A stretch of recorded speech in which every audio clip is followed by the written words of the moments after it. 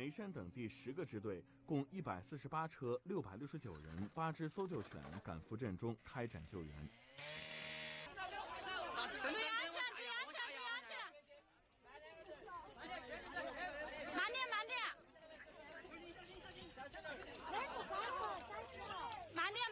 居民在长宁县葡萄村八组竹林口成功救出2名被地震埋压的群众。18号凌晨1时30分许，宜宾消防救援支队指战员在长宁县葡萄村八组竹林口再次成功营救1名被地震埋压的群众。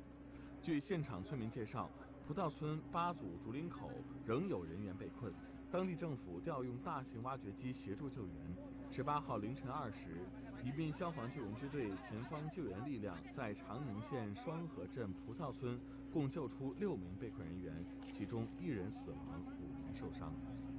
一家3口被救出了，但是这个遗憾的是呢，孩子已无生命的体征，2名大人正在接受救治。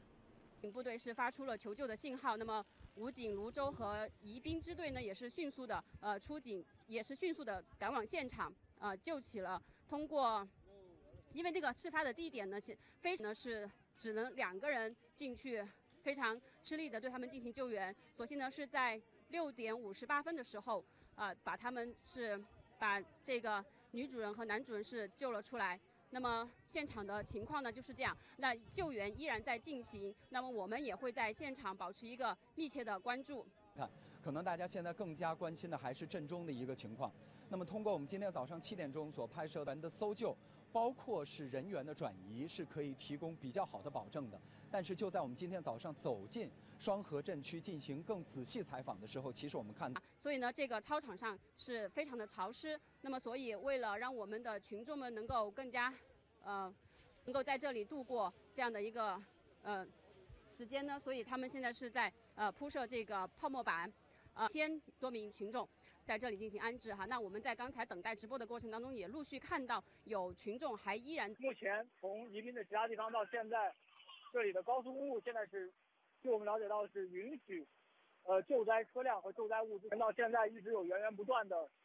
当地的老百姓在这个地方越聚越多。这个安置点为他们提供了也体现了在灾难面前我们每个人这种精神的风貌。往长宁县输送了40多名伤员，那么这个其中呢，有一些是身体比较严重的损伤。